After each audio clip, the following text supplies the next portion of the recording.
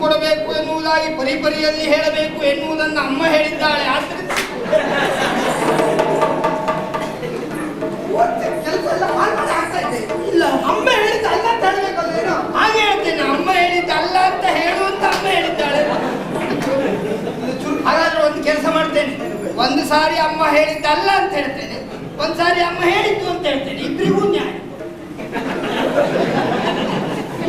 ಆಡುವ ಮಾತಲ್ಲಿ ಶಂಕೆ ಉಂಟಾಗ್ತದೆ. ಮಾತು ನನ್ನದಿರಲಿ, ಶೈಲಿ ನಿನ್ನದಿರಲಿ, ಯಾವತ್ತೂ ಗೊತ್ತಾಗಬಾರ್ದು ನಾನು ಹೇಳಿಕೊಟ್ಟದ್ದೇ ಹಾಗೆ. ಹಾಗೆ ನನ್ನ ಧ್ವನಿಯೇ ಹಾಗೆ ಅಂತ ಹೇಳಬೇಕು. ಹಾಗೆ ಹೇಳ್ಬೇಕು. ಅಷ್ಟೇ ಅಲ್ಲ, ಕಾಮ್ಯಕವನ ಇರುವಂತಹ ಆ ತಾಣ ಗಮ್ಯವಾಗಿರುವಂತಹದ್ದು. ಶಸ್ತ್ರಾಸ್ತ್ರ ನನ್ನ ಹೇರಿ ನಾವಿಬ್ಬರೇ ಅಷ್ಟು ಬೇಗ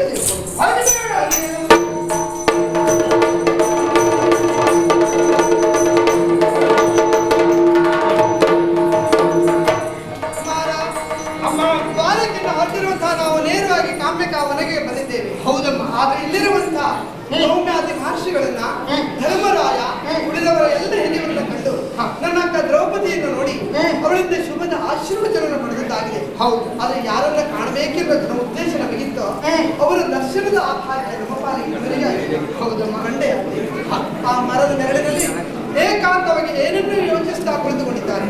ನಿನ್ನ ಅಪ್ಪ ಇದ್ದಲ್ಲಿ ಹೋಗಿ ಅವರಿಗೆ ನಮಸ್ಕರಿಸಿ ಆಶೀರ್ವಚನವನ್ನು ಆದಷ್ಟು ಬೇಗ ಪಡೆಯುವಂತೆ ಆಗಿದೆ.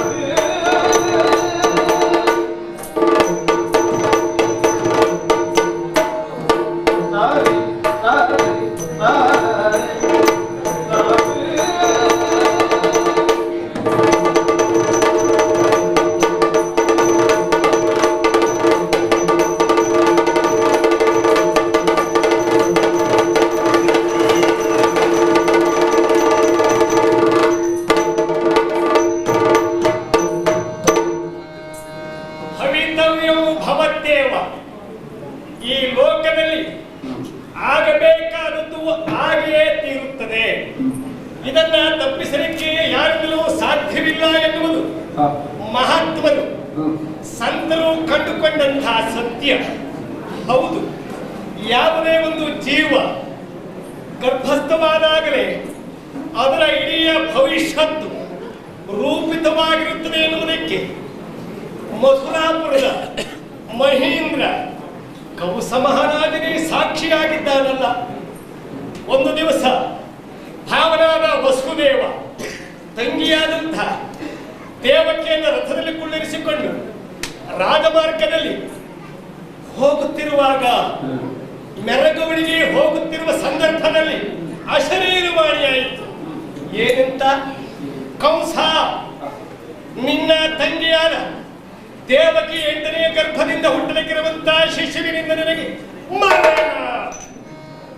ಇದನ್ನು ತಪ್ಪಿಸಿಕೊಳ್ಳುವ ಸಲುವಾಗಿ ಏನೆಲ್ಲ ಚಟುವಟಿಕೆಯನ್ನು ನಡೆಸಿದ, ಚಡಪಡಿಸಿದ, ಸಾಧ್ಯವಾಯಿತೇನು? ಕೊನೆಯಲ್ಲಿ ಆ ಕೃಷ್ಣನಿಂದಲೇ ಆತನಿಗೆ ಮರಣವಾಯಿತು ಎನ್ನುವಾಗ ವ್ಯಕ್ತಿ ಏನೂ ಸ್ವತಂತ್ರನಲ್ಲ. ಯಾವುದೋ ಒಂದು ಅವ್ಯಕ್ತವಾದಂತಹ ಶಕ್ತಿ ಇವನನ್ನ ನಡೆಸುತ್ತಿರುತ್ತದೆ. ಕಾಲಚೋದಿತವಾಗಿಯೋ ಅಲ್ಲ ಕರ್ಮದ ಫಲವಾಗಿಯೋ ವ್ಯಕ್ತಿ ಲೋಕದಲ್ಲಿ ಏನೆಲ್ಲವನ್ನು ಯಾವ್ಯಾವುದೋ ಕಾಲದಲ್ಲಿ ಅನುಭವಿಸುತ್ತಾ ಇರುತ್ತಾರೆ ಎನ್ನುವುದು ಸತ್ಯ. ಈ ಉದಾಹರಣೆ ಮೂಲಕವಾಗಿ ಹಾಗಿಲ್ಲವಾದರೆ ನಮ್ಮ ತಂದೆಯಾದಂತಹ ಪಾಂಡು ಚಕ್ರವರ್ತಿ ಸಪ್ತವ್ಯಸನಗಳಲ್ಲಿ ಒಂದಾದ ಬೇಟೆಗೆ ಹೋಗಬೇಕೆಂತ ಆಶಿಸಿದ್ರಲ್ಲ. ಹೋದ ಕಾಲದಲ್ಲಿ ಕಿಂದವರ್ಷ ದಂಪತಿಗಳು ಹರಿಣಯುಕ್ತವಾಗಿ ವ್ಯವಹರಿಸುವುದಂತಂದ್ರೇನು? ಅವಕ್ಕೆ ನಮ್ಮಪ್ಪ ಬಾಣ ಪ್ರಯೋಗ ಮಾಡಬೇಕೆಂತಂದ್ರೇನು? ಅವು ಮರಣ ಪಡುವ ಕಾಲದಲ್ಲಿ, ಸಾವ ಕಾಲದಲ್ಲಿ ಕೊಟ್ಟ ಶಾಪವೇನು? ಪಾಂಡು ಚಕ್ರವರ್ತಿ, ನಿನ್ನ ಹೆಂಡತಿಯೊಂದಿಗೆ ನೀನು ರಮಿಸುತ್ತಿರುವಾಗ ಸಾವನ್ನಪ್ಪು ಶಾಪ ಫಲಿಸಿದ್ದಲ್ಲ. ಹಾಗೆಂತ ಇದನ್ನೆಲ್ಲ ನಮ್ಮ ಪೂರ್ವಭಾವಿ ಯೋಚಿಸಿ ಮಾಡಿದ ನೀನು ಇಲ್ಲ, ಆಗಬೇಕಾದದ್ದು ಹಾಗೆ ಭವಿತವ್ಯವು ಭವತ್ತೇವು. ಹಾಗೆ ನಿನ್ನೆ ಮುಚ್ಚಂಜೆಯ ಕಾಲದಲ್ಲಿ ಕಾಮ್ಯಕಾವರದಲ್ಲಿ ನಾವು ಮಾಡಿಕೊಟ್ಟಿರುವಂತಹ ಆಶ್ರಮ ಪ್ರದೇಶದಲ್ಲಿ ನಾನು ಒಟ್ಟಿಯಾಗಿ ಕುಳಿತಿರುವ ಕಾಲದಲ್ಲಿ ಕೈಗಂಧರ್ವ ಬಂದು ಪಾದಮೂಲವನ್ನು ಕಟ್ಟಿಕೊಂಡ. ಏನಾಗಬೇಕು ಮಗು, ಏನಾಯ್ತು ಅಂತ ಕೇಳಿದ್ರೆ ತನಗೆ ಪ್ರಾಣದಾನ ಆಗಬೇಕು ನಿನ್ನಿಂದ ಅಂತ ಹೇಳಿದ. ಯಾರೇ ಆಗಲಿ ನಮ್ಮಿಂದ ಆಶ್ರಮವನ್ನು ಪಡೆಯಲಿಕ್ಕೆ ಬಯಸ್ತಾರೆ ಅಂತಾದ್ರೆ ಕೊಡುತ್ತೇನೆ, ಹೀಗೆ ಆಶ್ವಾಸನೆಯನ್ನು ಕೊಟ್ಟ ಕಾಲದಲ್ಲಿ ಸಾಕಾಗಲಿಲ್ಲ ಅವನಿಗೆ. ಅಡಿಯ ಪ್ರತಿಜ್ಞೆ ಮಾಡಬೇಕಂತ ಹೇಳಿದ, ಮಾಡಿದ್ದೇನೆ. ಧರ್ಮರಾಯನ ಪಾದದಾಣೆಯಾಗಿ ನನ್ನ ಪ್ರಾಣವನ್ನು ಸಂರಕ್ಷಿಸುತ್ತೇನೆ ಎನ್ನುವುದಾಗಿ. ಆಮೇಲೆ ಗೊತ್ತಾಯಿತು ನನ್ನ ಭಾವನು ಲೋಕದ ದೇವನೂ ಆದ ಕೃಷ್ಣನಿಂದ ಈತ ಆಘಾತಕ್ಕೆ ಒಳಗಾಗಿದ್ದಾನೆ. ಆತ ಇವನನ್ನು ಕೊಲ್ಲುತ್ತೇನೆ ಎಂಬುದಾಗಿ ಪ್ರತಿಜ್ಞೆಯನ್ನು ಮಾಡಿದ್ದಾನೆ ಎಂಬುದಾಗಿ. ಆತ ಕೊಲ್ಲುತ್ತೇನೆ ಅಂತ ಪ್ರತಿಜ್ಞೆ ಮಾಡಿದ್ದಾನೆ, ನಾನು ಕಾಯ್ತೇನೆ ಅಂತ ಪ್ರತಿಜ್ಞೆಯನ್ನು ಮಾಡಿದ್ದೇನೆ. ಇಲ್ಲಿ ಏನಾಯಿತು, ಪರಸ್ಪರ ನನ್ನಲ್ಲಿ ಹಾಗೂ ಕೃಷ್ಣನಲ್ಲಿ ಸಂಘರ್ಷ ಎನ್ನುವುದು ಏರ್ಪಟ್ಟಿದೆ.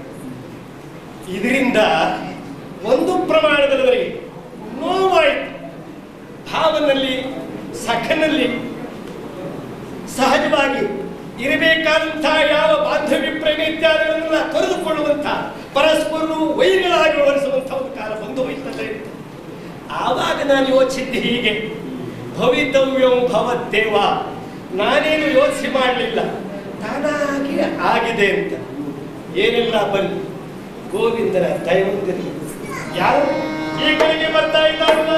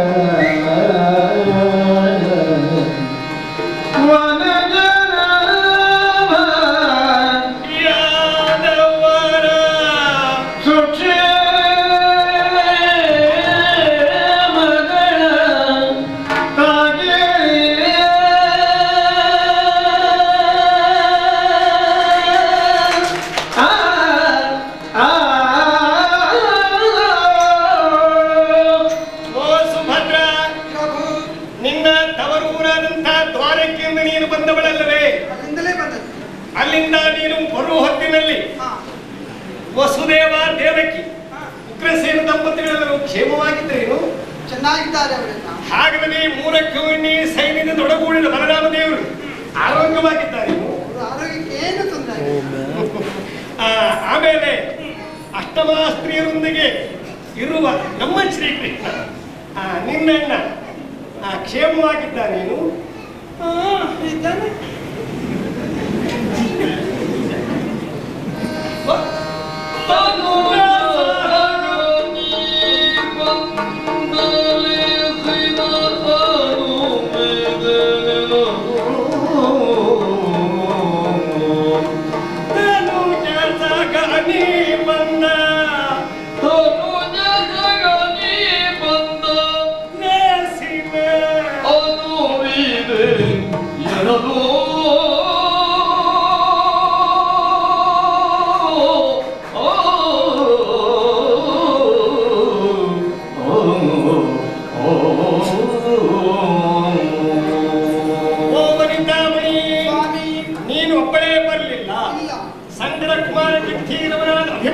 ಕೂಡಿಕೊಂಡು ಬಂದಿದ್ದೀಯ ಸುಭದ್ರ. ಬಹುಶಃ ಲೇಸಿನ ಅಂದ್ರೆ ಯಾವುದೋ ಒಂದು ಒಳ್ಳೆಯ ಕಾರ್ಯವನ್ನು ಮುಂದಿಟ್ಟುಕೊಂಡು ನನ್ನನ್ನು ಕಾಣಲಿಕ್ಕೆ ನೀನು ಬಂದಿರಬಹುದು ಎಂದು ಊಹಿಸ್ತೇನೆ. ನನ್ನ ಊಹೆ ಸತ್ಯವಾದಲ್ಲಿ ಯಾವ ಉದ್ದೇಶಕ್ಕಾಗಿ ಇಲ್ಲಿ ಬಂದೆ ಹೇಳ್ತೀಯ? ನಾನು ಇಲ್ಲಿಗೆ ಬರುವನೇ ಕಾರಣ ಏನು? ಜಯನ ಕಾಣುತ್ತ ಜಯನ ಕಾಣುತ್ತ ಮನದಿ ಮರುತ್ತ ಗಯನ ಕಾಣುತ್ತ ಮನದಿ ಮರುಗುತ್ತಳಲಿ ವ್ರತಾಂತಗಳ ಉದುರಿಗಳು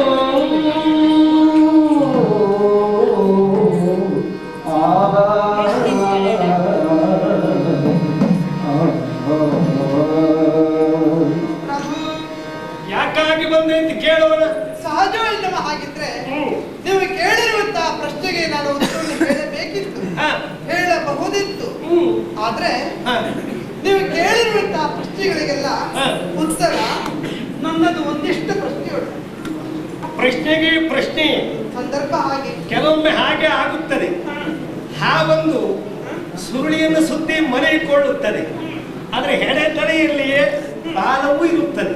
ಹಾಗೆ ಕೆಲವೊಮ್ಮೆ ಈ ಪ್ರಶ್ನೆಗೆ ಪ್ರಶ್ನೆ ಉತ್ತರವಾಗಿ ಬಿಡ್ತದೆ. ಏನು ವಿಷಯ?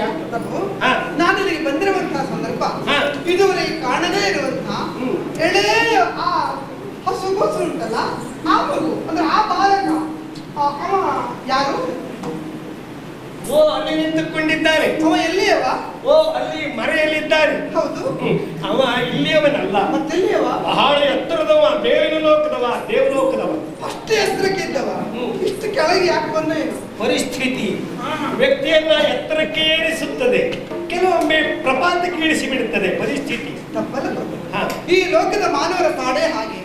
ಮೇಲಿದ್ದವ ಕೆಳಗೆ ಬರುವುದು, ಕೆಳಗಿದ್ದವ ಮೇಲೆ ಹೋಗುವುದು, ಅದು ಸಹಜವ ಅಂತ ಕ್ರಿಯೆ. ಆದ್ರೆ ಸಂದರ್ಭ ಹೇಗೆ ಗೊತ್ತಾ? ಮೇಲಿದ್ದವರು ಕೆಳಗೆ ಬರುವುದು ಅಸಹಜ ಅಲ್ಲವಾದರೂ ಅವರು ಕೆಳಗೆ ಬರುವಾಗ ಉಳಿದವ್ರನ್ನ ಕೆಳಗೆ ಇಳಿಸ್ತಾರಲ್ಲ, ಆಗ ಅಲ್ಲಿ ತೊಡಕಾಗುವುದು. ಅದು ಅವರವರ ಯೋಗ್ಯತೆಯನ್ನು ಅನುಸರಿಸಿ ಇರುತ್ತದೆ. ಫಲಾವಲಂಬಿಯಾದವರು ಮಾತ್ರ ಯಾರಿಂದಲೂ ಕೆಳಗಿಳಿಯುತ್ತಾರೆ, ಮೇಲೆ ಇರುತ್ತಾರೆ. ಯಾವನು ಸ್ವತಂತ್ರ ವ್ಯಕ್ತಿಯಾಗಿದ್ದಾನೋ ಆತನಿಗೆ ಯಾರ ಅವಲಂಬನೆಯೂ ಯಾವುದಕ್ಕೂ ಬೇಕಾಗುವುದಿಲ್ಲ. ಅಷ್ಟೆಲ್ಲ ಹೊರಗೆ ಹಾಕಿ ಅವನು ಯಾರು ನನಗೆ ಹೇಳಬಾರಲ್ಲ. ಯಾರು? ಗಯಗಂಧರ್ವ, ಕುಬೇರನ ಮಗ. ಅವನೇ ಇವನ? ಅವನೇ ಇವನು ಅಂತಂದ್ರೆ ಇವನೇ ಅವನ? ಅವನು ಇವನು ಎನ್ನುವುದಕ್ಕೆ ಸಂಬಂಧ ಮುಚ್ಚುಮರೆಯಿಂದ ಅರ್ಥ ಎಲ್ಲಷ್ಟೇ ಇಲ್ಲ. ವಿದ್ಯುತ್ ನೇರವಾಗಿ ಸ್ಪಷ್ಟವಾಗಿ ವಿಷದಪಡಿಸುತ್ತಿದ್ದೇನೆ. ಏನು? ನಾನು ಇಲ್ಲಿಗೆ ಬರ್ಲಿಕ್ಕೆ ಬಹುಮುಖ್ಯವಾಗಿ ಕಾರಣ ಈ ಗಯ ಗಂಧರ್ವನೇ. ಏನ್ ಕಾರಣ? ಹಾಗೆ ನನಗೆ ಗೊತ್ತಾಗ್ಲಿಲ್ಲಲ್ಲ. ಪ್ರಕರಣ ಒಂದರಲ್ಲಿ ಅಣ್ಣನ ಅಂತ ಕೃಷ್ಣನ ವೈರತ್ವನ ಈತ ಕಟ್ಟಿಕೊಂಡ. ವೈರಿ ಅಂತ ಈ ಗಯನನ್ನ 8 ದಿವಸಗಳಲ್ಲಿ ಕೊಲ್ಲುತ್ತೇನೆ ಎಂಬುದಾಗಿ ಅಣ್ಣ ಪ್ರತಿಜ್ಞೆ ಮಾಡಿದ. ಆ ಅಣ್ಣ ಮಾಡಿದಂತಹ ಪ್ರತಿಜ್ಞೆ 8 ದಿವಸಗಳಲ್ಲಿ 7 ದಿವಸ ತಾನಾಗಿ ಕಳೆದು ಹೋಗಿದೆ. ಅಂದ್ರೆ ನಾಳೆ ವೈರಿಯ ಕೊಲ್ಲುಳಿದರೆ, ನಾಳೆ ವೈರಿಯ ಕೊಲ್ಲುಳಿದರೆ ಬೀಳಿಸುವೆ ತನ್ನೊಡಲವನಿಗೆ, ಬೀಳಿಸುವೆ ತನ್ನೊಡಲು ಒನ್ನಿಗೆ ಹೇಳಿ ಕರೆತಾರೆನುತ ಕಳುಗಿದ, ಹೇಳಿ ಕರೆತಾರೆನುತ ಕಳುಗಿದ ಅಣ್ಣ ನಿಮ್ಮೆಡೆಗೆ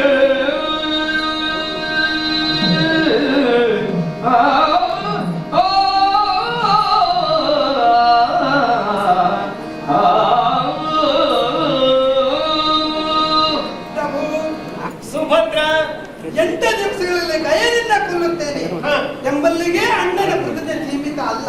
ಮತ್ತೆ ಒಮ್ಮೆ ಸಾಧ್ಯ ಆಗದೇ ಇದ್ದ ಪಕ್ಷದಲ್ಲಿ ತಾನು ತನ್ನ ದೇಹವನ್ನು ಅಗ್ನಿಗೆ ಅರ್ಪಿಸುತ್ತೇನೆ ಎಂಬುದಾಗಿ ಸರಿ ಮಾಡಿದಂತಹ ಪ್ರತಿಜ್ಞೆಗೆ ಅನುಗುಣವಾಗಿ 7 ದಿವಸ ತಾನಾಗಿ ಕಳೆದು ಹೋಗಿದೆ. ಅಂದ್ರೆ ಉಳಿದದ್ದು ನಾಳೆ ಒಂದೇ ದಿವಸ ಅಷ್ಟೇ ಅಲ್ಲ.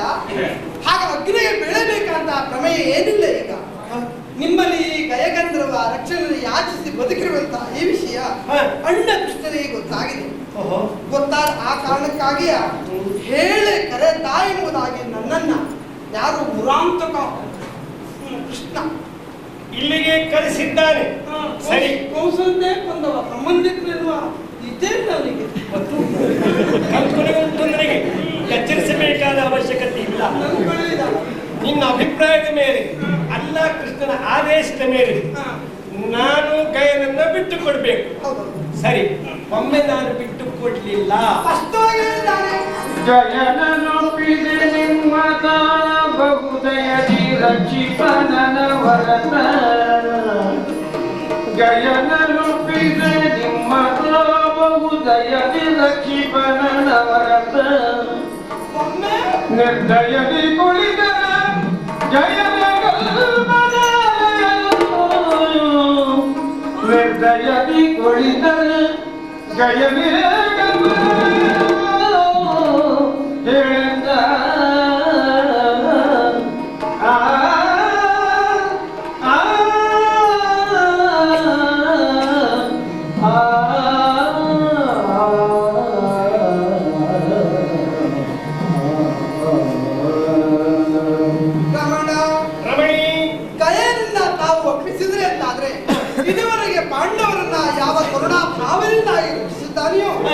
ಅದಕ್ಕಿಂತ ಹೆಚ್ಚಿನ ಕರುಣಾಭಾವದಿಂದ ಬದುಕಿನ ಅನವರತ ರಕ್ಷಿಸುತ್ತಾನಂತೆ. ಒಮ್ಮೆ ಕೊಡುವುದಿಲ್ಲ ಎಂಬುದಾಗಿ ಹಠ ಹಿಡಿದು ಕುಳಿತುಕೊಂಡ್ರೆ ಈ ಗಯನೆ ಕಲ್ಪದ ಲಯಕ್ಕೆ ಕಾರಣ ಅಷ್ಟೇ ಅಲ್ಲ, ಪಾಂಡವರ ಸರ್ವನಾಶ ಕಟ್ಟಿಟ್ಟ ಪುತ್ರ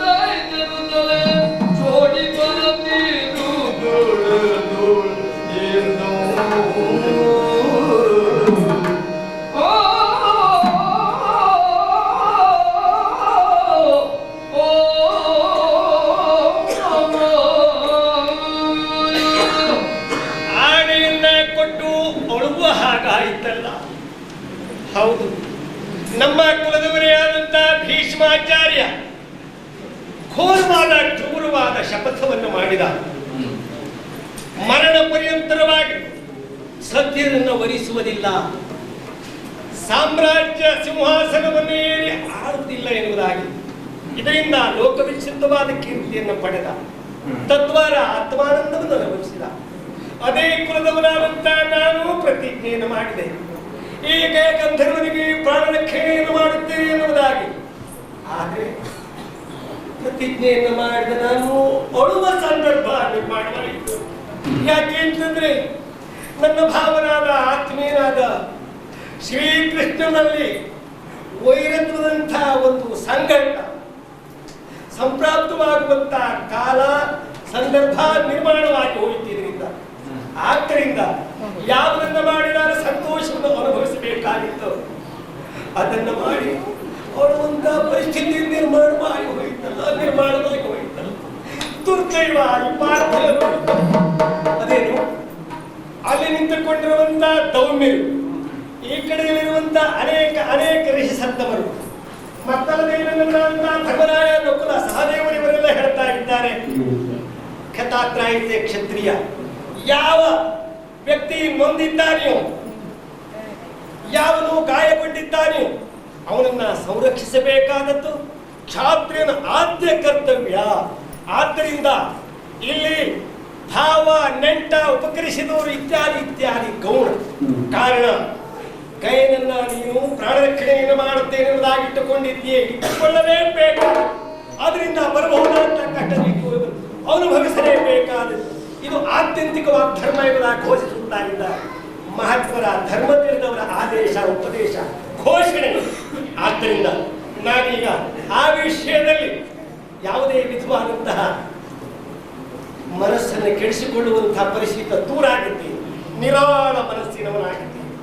ಹೌದು, ನಾನೇನೋ ನಿರ್ಣಯಕ್ಕೆ ಬಂದಿದ್ದೇನೆ. ಗೈರನ್ನ ಕೊಡಬಾರ್ದು, ಅದರಿಂದ ಬರಬಹುದಾದಂಥ ವಿಪತ್ತನ್ನು ಅನುಭವಿಸಲೇಬೇಕಂತ.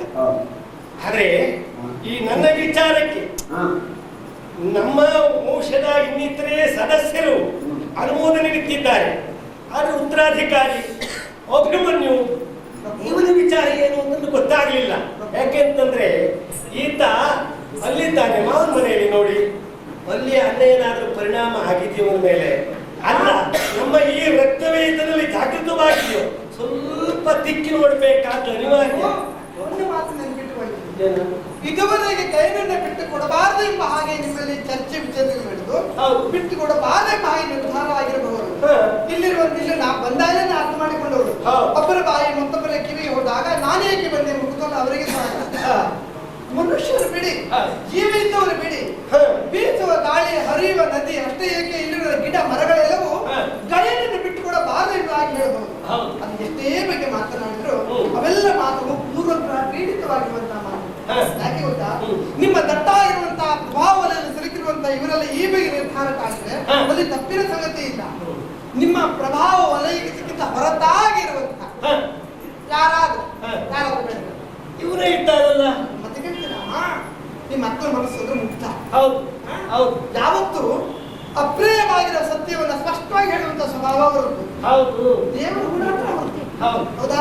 ಹೌದು. ಹಾಗಿದ್ರೆ ಮಕ್ಕಳನ್ನ ದೇವರು ಏನೋ ಸ್ವರೂಪದಲ್ಲಿ ಕಾಣಬೇಕು. ಹಾಗೆ ಒಂದು ಮಾತು, ಒಮ್ಮೆ ಬಿಟ್ಟು ಕೊಡಬೇಕು ಅಂತ ಹೇಳಿದ ಯಾರು?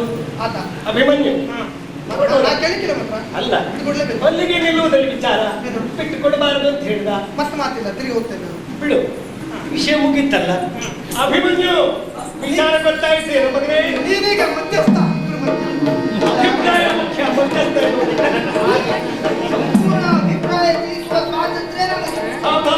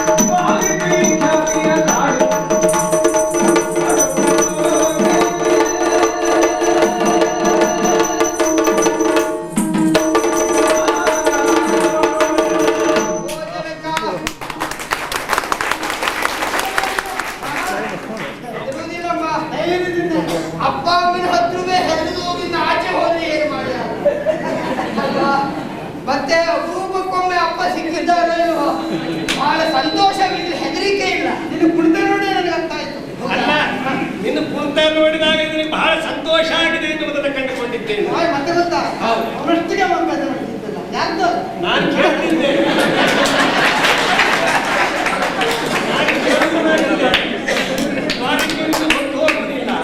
ಮಗನಿಗೆ ಇಷ್ಟೆಲ್ಲ ಅಭ್ಯಾಸ ಮಾಡಿಸ್ತೇನೆ ಹಾಗಂತ ಇದರಲ್ಲಿ ಕೃಷ್ಣನ ಪ್ರಭಾವವೂ ಇಲ್ಲ. ಯಾಕೆಂದ್ರೆ ಯಾದವರಲ್ಲಿ ಬಹಳ ಜನರು ಕೃಷ್ಣನ ಪ್ರಭಾವಿಗಳಾಗಿದ್ದಾರೆ. ಅಲ್ಲಿಯೇ ನಾನು ಉಳಿದ್ರು ಅವನ ಪ್ರಭಾವ ನನ್ನ ಮೇಲೆ. ಸ್ವತಂತ್ರ ಅಭಿವ್ಯಕ್ತಿ. ಹೌದು, ಎಲ್ಲ ನಿಮ್ಮಂತವರ ಆಶೀರ್ವಾದ ಅಂತ ತಿಳಿದಿದ್ದೇನೆ. ನಮ್ಮ ರಕ್ತದ ಗುಣ ಅಂತ ಹೇಳ್ಕೊ. ಹೀಗೆ ಬೆಳೆಯ ಆಶೀರ್ವಾದ ಮಾಡಿ, ಹೀಗೆ ಬೆಳೆಯಬೇಕು. ನಾನಾಗ ಆಶೀರ್ವಾದ ಮಾಡಬೇಕಾದ್ದೆ, ಒಂದವರು ಹರಿಸಬೇಕಾದ್ರೆ ಒಂದವರು ಶಪಿಸಬೇಕಾದ್ರೆ. ಅಪ್ಪ, ಒಂದು ಅಭಿಪ್ರಾಯವನ್ನು ಪ್ರಕಟಿಸುವಂತಹ ಒಂದು ಸ್ಥಾನವನ್ನ ತನಗೆ ಕಲ್ಪಿಸಿಕೊಟ್ಟವರು ನೀವು. ಹೌದು, ನಿಜವಾಗಿ ಇಂತಹ ಒಂದು ದೊಡ್ಡ ಸ್ಥಾನ ಸಿಕ್ಕಿತ್ತು ಅಂತ ಇರುವವನಲ್ಲ. ನಿಜವಾಗಿ ಸಿಕ್ಕಿದ ಈ ಸ್ಥಾನವನ್ನಾದ್ರೂ ಗಟ್ಟಿ ಮಾಡಿಕೊಳ್ಳಿಕ್ಕೆ ಏನ್ ಮಾಡುವುದು ಅಂತ ಆಲೋಚನೆ. ಹಾಗಂತ ನಾನು ಹೇಳಿದ್ದೇ ಇಲ್ಲಿ ಪ್ರಸ್ತುತಿಯಲ್ಲಿ ಸತ್ಯವಾಗಿ ನಿಲ್ಲುತ್ತದಾದರೂ ಏನನ್ನಾದ್ರೂ ಹೇಳಿ ಅದನ್ನು ಗಟ್ಟಿ ಮಾಡಬೇಕು ಎನ್ನುವ ಆಸೆ ನನ್ನ. ಅದಕ್ಕೆ ವಿಷಯ ಹಾಗೆಲ್ಲ ನೀವ್ ಹೇಳುವ ಮಾತಿನಿಂದ ಅಪ್ಪಮ್ಮನ ಅಸ್ತಿತ್ವ ಉಂಟು. ಹಾಗೆ ನೀನು ಯಾವತ್ತಿದ್ರು ಗಟ್ಟಿನೇ, ನಾನು ಹೋಗ್ತೇವೆ. ನಾನು ಹೇಳುವುದು ಅದಲ್ಲ, ಯಾವುದು ಧರ್ಮವೋ ಅದು ಅದನ್ನ ಹೇಳಬೇಕು ಎನ್ನುವುದಾಗಿ. ಅಪ್ಪ ಅಮ್ಮನ ಉಳಿಸುವ ಸಲುವಾಗಿ ಸುಳ್ಳು ಹೇಳುವ ಮಗ ಆಗ್ಬಾರ್ದು. ಹೌದೌದು, ಅಂದ್ರೆ ಸುಳ್ಳು ಹೇಳಬಾರದು. ಯಾವುದು, ನಾನು ಈ ಸಂದರ್ಭದಲ್ಲಿ ಸುಳ್ಳು ಹೇಳಬಾರದು. ಸುಳ್ಳು ಹೇಳಬಾರ್ದು, ಆತ್ಮವಂಚನೆ ಮಾಡಿಕೊಂಡು ಹೇಳಬಾರ್ದು. ಅಪ್ಪ, ನಿಮ್ಮ ವಿಖ್ಯಾತಿಯ ಬಗ್ಗೆ ನಾನು ಕೇಳಿದವನು. ಹೆಜ್ಜೇನು, 3 ಲೋಕದ ಅಧಿಪತಿ ಆಗಿರುವಂತಹ ದೇವೇಂದ್ರನ ಕುಮಾರನಾದಂತಹ ನೀವು 3 ಲೋಕದಲ್ಲಿಯೂ ಅಷ್ಟೇ ಸ್ಥಾನಮಾನವನ್ನು ಗಳಿಸಿದವರು. ಕೇವಲ ಸತ್ಯ, ಧರ್ಮ, ನ್ಯಾಯ, ನೀತಿಯಿಂದಲಾಗಿ ಅಂತಹ ಸ್ಥಿತಿಯಲ್ಲಿಯೇ ನೀವು ಮುಂದುವರಿದ್ರಿ ಅಂತ ಆದ್ರೆ ಮಾತ್ರ ನಿಮ್ಮ ಅಸ್ತಿತ್ವ ಎನ್ನುವುದು ಗಟ್ಟಿಯಾಗಿ ನಿಲ್ಲುವುದು. ಈಗಾಗಲೇ ಧನಪಾಲಕ ಕುವರ ಆ ಗಯಗಂಧರ್ವನಿಗೆ ಅಭಯದ ರಕ್ಷಣೆಯ ಮಾತನ್ನ ತಾವು ಹೇಳಿ ಇಟ್ಟುಕೊಂಡಿದ್ದೀರಿ. ಹಾಗೆ ಆ ರೀತಿಯಲ್ಲಿ ಧರ್ಮವನ್ನೇ ತಾವು ಅನುಸರಿಸಬೇಕು ಅಂತ ಆದ್ರೆ ಗಯಗಂಧರ್ವನನ್ನು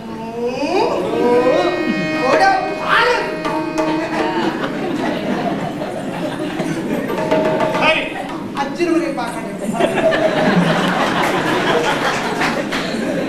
ಕೊಡಬಾರದೆ ಹೇಳೋದು ಸುಲಭ, ಕೊಟ್ರೇನು ಕೊಡದೆ ಇದ್ರೇನು.